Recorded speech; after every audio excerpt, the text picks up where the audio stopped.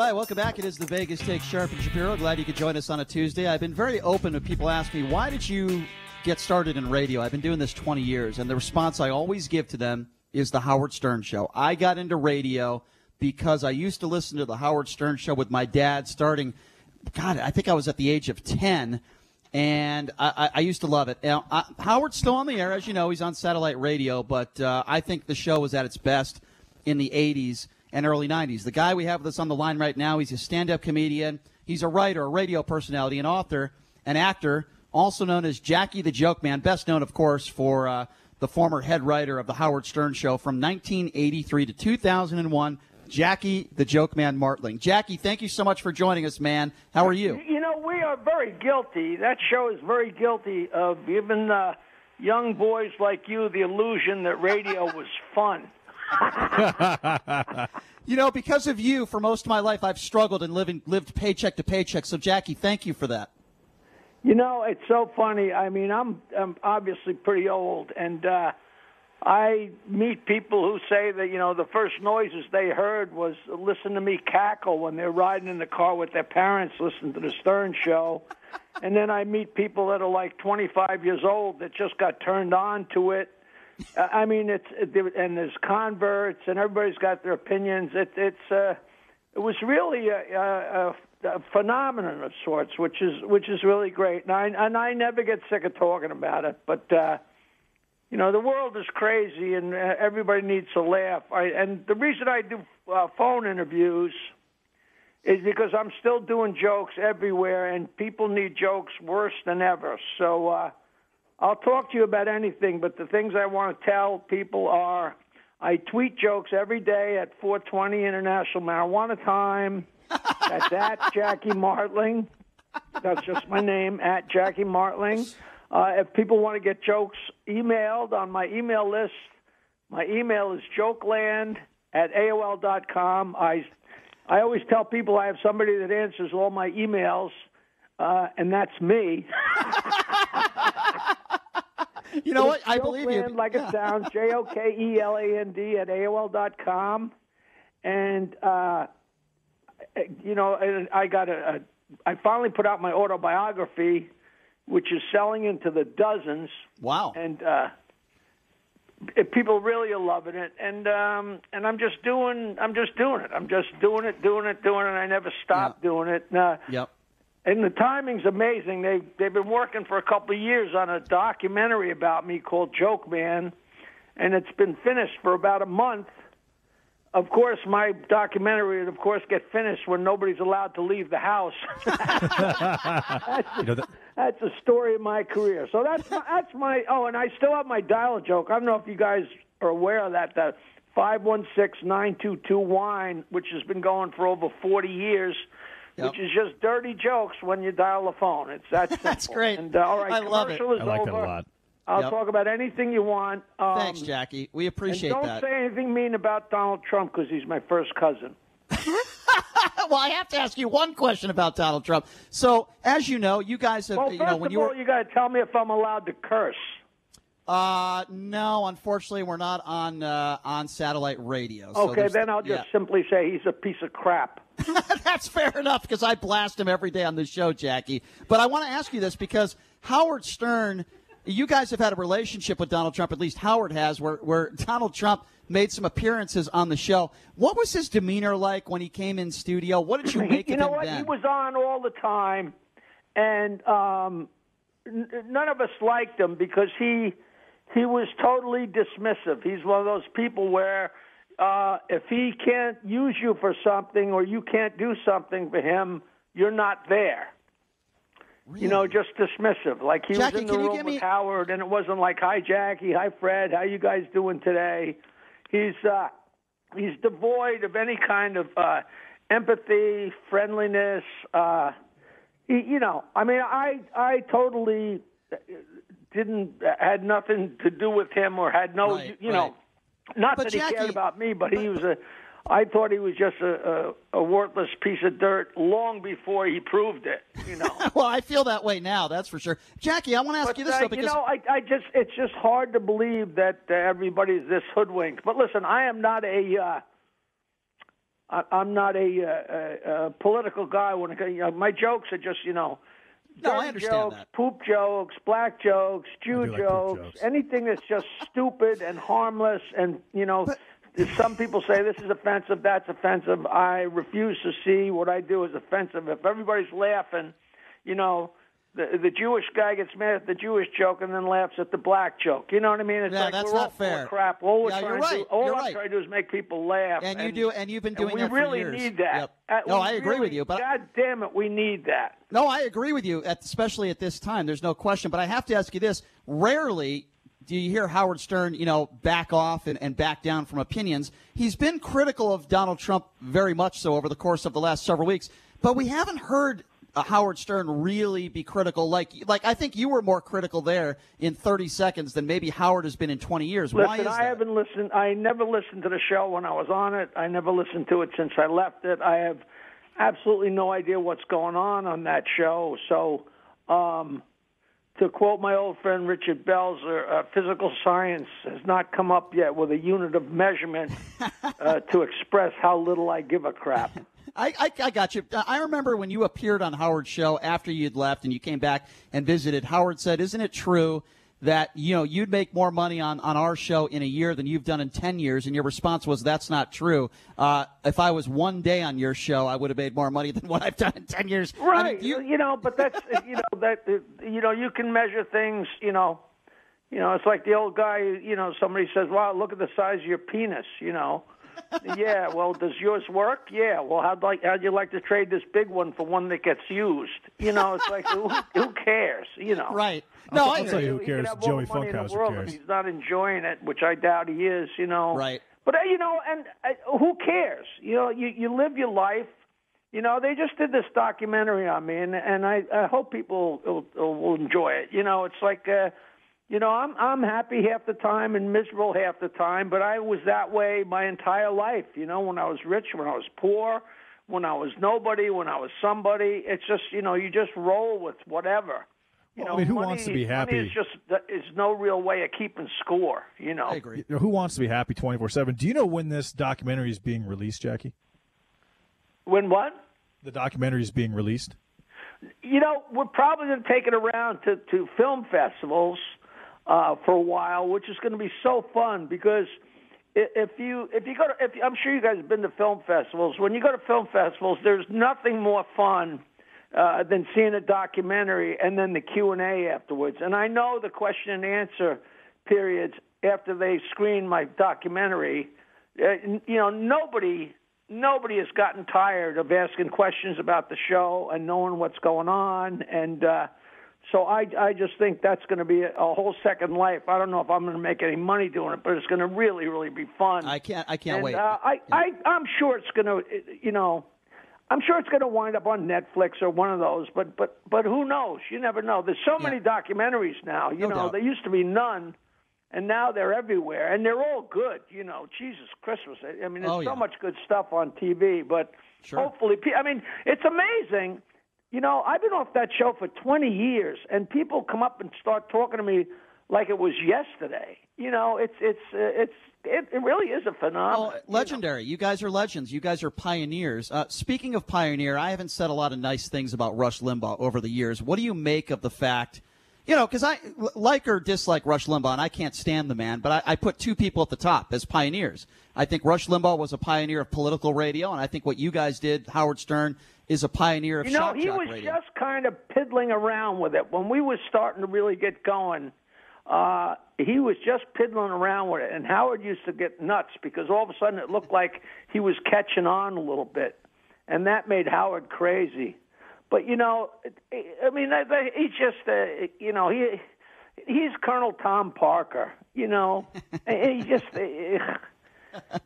You know what? You scream and people follow you, so you scream louder. I don't know. I always thought he was he's done so much damage. How does he get the Medal of Freedom so many award? ways. These guys literally have blood on their hands right now. I agree. Tens of thousands of people are going to die because of Limbaugh and Hannity and Trump, and I don't know how they can live with themselves. Because it's one thing when they're saying stupid things and it's making people act stupid or be idiots and do the wrong thing. But when you're actually doing damage, I mean, they might as well be the Pied Piper and leading people into the sea. You know, well, I agree. So, you have a responsibility. They can't disappear quick enough for me. You know. Yeah, I agree. If you're just joining us, we're speaking with Jackie, the joke man Martling. Of course, he's got a new documentary coming out. He was on the Howard Stern Show, 1983 to 2001. Okay, so Jackie, during that time when you were on the Howard Stern Show, can you give us one example, one of the craziest situations you were in that maybe you could explain to the fans that you'll never forget for the rest of your life? There were certainly a lot of moments on that show when you were there, but one moment that stands out to you? It was that's why I put out my book, because it's really impossible. You know, one of the great things, you know, it depends on what day of the week I'm talking to somebody on the radio, but what was really funny was, you know, it's so funny because a lot of these stories I go to start telling, and then I realize I'm old.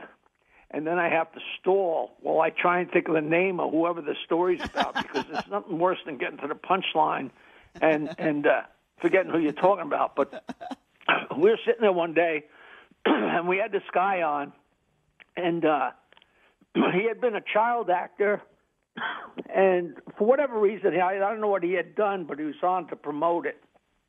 And a lot of people weren't really big fans or didn't really know what was going on. And this guy came in and sat there, and he was only there for like 2 seconds, and Howard started his regular stuff, like, so tell me, man, how big is your penis? And this guy went from 0 to 60 in a heartbeat. His face got red, and he was like, hey, man, and he jumped up and he shook his fist. He said, I'll come right over this console, and I'll beat your ass, man. I'm not your dancing monkey. Don't you talk to me like that. I'll beat your ass, man. And I said to myself, wow, this guy's scary. He's going to kill somebody. And it was Robert Blake. Years later, he killed his wife. I was like, I called that one. Wasn't it true, Jackie? Jackie, wasn't it true that Howard got really pissed off at you because you used to get autographs? You used to get them to, like, autograph some of the scripts of the show, and you used to have a collection, and then it made a whole to-do, and you guys did a couple bits on that. Was that stuff real? Oh, yeah, no, I'm going to put out a book of them. You wouldn't believe the you know, I did it for maybe me and Grillo. Grillo's still a very good friend, and I did it for, like, I don't know whether a week or a month or a couple months. What it was I saved every note that I ever wrote for Howard that he said. I mean, I have got my mother's attic is full of every note, every funny thing he ever said that I wrote, and it's pretty insane. And I got the bright idea that I'd take the funniest thing that he had said about somebody and have Grillo get somebody to autograph it. Right. And so we started doing that until we got caught. And then, of course, he made a whole big deal out of it, you know, which was ridiculous. You know, like, the friction, how could you bother our guests? Yeah, I don't see anything wrong with that. The second the guest showed up, Ganji was there with a camera down the guy's throat, you know, so it was pretty ridiculous. But that's what I loved about the show. So many signed things, but it's the most eclectic group. You could not assemble this group. You could not randomly pick these people. You know, Kenneth Keith Kallenbach and Barbara Streisand's sister and Al Michaels and Roger Daltrey, Clarence Clemens, David Lee Roth, Vanilla Ice, Adam West. It's just so random, your head would spin. And they would sign and they'd write something silly, you know, and I've got like 120 of them, and it's just really, really fun, funny stuff, and it was so harmless. Sure, you know? of course, and you made people laugh, and some people take it too seriously. But as the Howard Stern movie, Private Part said, you know, the ones that dislike you guys are the ones that listened the longest. If you're just joining us, he is Jackie, the joke man Martling, joining us on the show. What do you make of some of these celebrities that did not do the Stern Show for 20 or 30 years, and now some of them are finally doing it? For example, Gwyneth Paltrow. You know, please, they waited until it got safe. That's all. You think that's what it is? Everybody, you know, and I know it turned out a lot of times that we would have people on the show, and they had no idea they'd ever been invited because it would never get past their publicists. Wow. Like Michael J. Fox, like he was walking past us outside the Grammys, and he's like, "Wow, there's Howard. Hey, I want to sit and talk to Howard." And it's like, "Wow, you can't believe you're sitting with us." He says, "What are you talking about? Oh, we've been trying to get you on the show for years." He's like, "Nobody ever told me." You know what I mean? They just because they didn't want to put their clients in an embarrassing situation. And meanwhile, there's nothing more fun. If you do thousands of interviews for stuff, there's nothing more fun than doing one that's a little different and a little goofy. But now it's I guess it's turned into a whole ass kissing thing, which in is a way just another interview. Which is Jackie, do you agree with Howard Stern? Do you feel like Jay Leno stole a lot of your material? No, I don't. Listen, I could care less. There's nothing new under the sun. I'm a student of comedy, forever. Like we used to do Sternak, which was, Carson's Karnak. But Carson's Karnak was Steve Allen's Answer Man, and the Answer Man was around since the late 1800s. I mean, there's nothing new. Right. Nobody stole nothing. Like who? You can't think of something that hasn't been done. Do you think that Howard Stern at times people on the street to ask questions? I mean, Steve Allen did the men on the street was the most important, the funniest thing in the Steve Allen show, and that was Louis Nye and Don Knotts, and it just Bill Dana. Yeah. They go out and say stupid things. I mean, who knows? Now, might he have actually stolen it? Yeah, sure. Who knows? So do you think that was more of just a bit, just to go after somebody like the Don Imus stuff, the Jay Leno stuff? I don't care. Yeah. Listen, they're all so full of crap. When we started on, when I first started on the show on NBC, when Howard came to NBC, right? Don Imus sent the word down that new guy in the afternoon wasn't allowed to mention him or talk about him, and it made Howard crazy. Like, how could they clip my wings like that? That's so unfair. That son of a bitch, clipping my wings. And then here we are 20 years later, and we're on at K-Rock, and Opie and Anthony come on in the afternoon, and Howard puts down the thing that, hey, I don't want those guys talking about me. We become what we mock because, when you're on top, it's so easy for everybody because all they got to do is throw rocks at you. You know what I mean? When you're down on the bottom or on your way up, it's easy to attack people and go crazy. But once you're up there, you're the king of the castle. It's just a revolving thing. That's it. I don't fault anybody. That's just how it is. No, listen, it happens at the national level. I can tell you it also happens here at the local level. We do it all the time. All right, to all the Howard Stern fans out there, I would imagine you've been asked this question before. Well, listen, you guys, I'm not doing this for my health. Listen, I used to work in Vegas all the time, and I haven't been out there in a while, so you better finagle me a place to work out there. But the guy that owns my record company, Carl Olio, I would love to do that. He lives out there, and I know the guy who runs the Laugh Factory. I would love to facilitate that for you. I know a lot of people that run a lot of comedy clubs out here, and when this all thing is done, I promise you I'm going to reach out to some of those people, and I will. But you got to promise me you get a gig out here for a week. You got to do an in-person interview with us. Is that fair? No, I'll come on the air every day. Are you kidding? You're the best. One of the last times, did you guys ever hear of a thing called Tony and Tina's Wedding? Yes, of course. Absolutely. We had that here for a while. Yeah, all right. Well, Tony and Tina's wedding was out there, and the guy called me up, and he wanted me to be in it. And but I came out there to be in it. It was at Planet Hollywood, and I wasn't one of the characters in the show. What they did is they made it so, there's a couple gets married, and then the girl who's getting married, her father is an Italian mobster, not to be redundant. So what they did was that he was going to have a guest at the wedding, his friend from New York, Jackie the Joke Man Martling. So that's how they fit me into the show. And I'd be there at the wedding, and they'd say, oh, Jackie, come on up and tell a few jokes. And I'd get up and tell 10 minutes worth of jokes. And I did it for a couple of weeks at Planet Hollywood. And one night, we were doing it, and it was in one of the top rooms in Planet Hollywood, and off to the side, I guess, was like a boardroom. And in the middle of the show, the boardroom emptied out, and the only way to get out was to go through the room where we were doing the show, and across the back of the room, oh, that's the like worst. 5 or 10 of these businessmen walked across, and Trump was one of them. Oh, and my they God. stood there and they saw my 10 minutes of jokes, and they were laughing their balls off. I promise how you, Jackie. funny is, that's just total coincidental. That's funny though. I promise you, back in the 90s, I used to sell out the top of the Riv. Like 1,000 Oh yeah, the old Riv, people, of and course. it was. I don't know how long you guys been around, but the guy that used to book me there, Steve Sharippa, from The Sopranos. He was the entertainment director. Absolutely. He's still a very good friend. He's been around Absolutely. forever, All right, Jackie, we're up against a break here in 2 minutes, so I have to ask you one more question. And by the way, we are going to get you booked here in Vegas.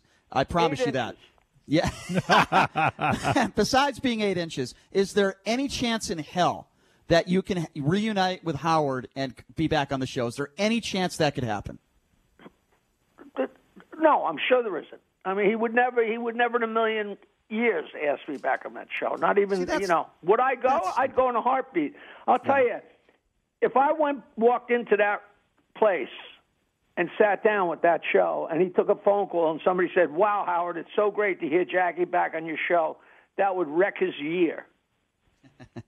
It's a hard thing to explain. Foolish. That's childish. I would love to go. I think especially in this day and age with everything as horrible as it is. Yeah. Like after I had left there, like 8 months later, before Artie ever came near the place, 9/11 happened, and I wrote to him and said, "Howard, you should have me back on the show. New York could really use a laugh, and it might be a real pick me up for everybody."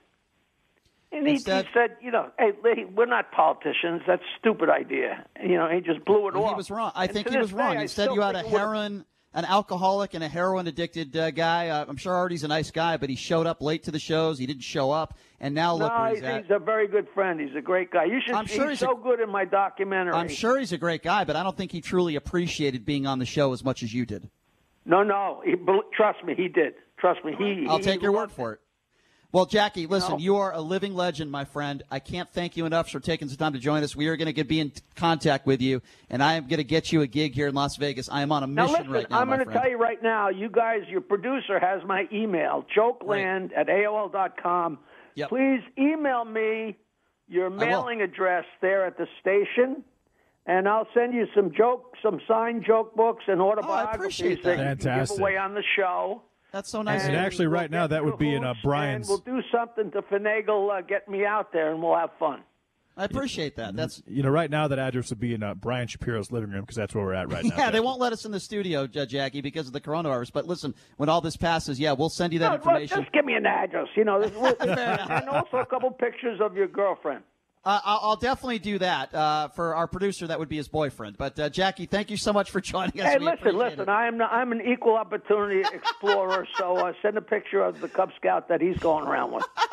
We will, Jackie. You are a living legend, man. You are the best. Thank you so much for your time. Look forward to having you on again soon, and we will get you a gig in Vegas, my friend. All right, Thanks for coming on. Before you go away, I'm going to tell you the worst joke I know. Okay, go for it. A girl calls the doctor, and she says, "Doc, I've got diarrhea. Can I take a bath?" And he says, "If you got enough." I love it. I absolutely love it. We're going to hear Jackie say a lot of those jokes in person. It's going to happen. Jackie, thanks so much for your time. We appreciate it. You're very welcome, my friends. Thanks. Bye. All right. Take care. Thanks a lot, Jackie. The legend himself, Jackie, the joke man, Martling. Well, and since you actually practice bestiality, you'll have to send a picture of your horse friend, Brian. I guess I will have to do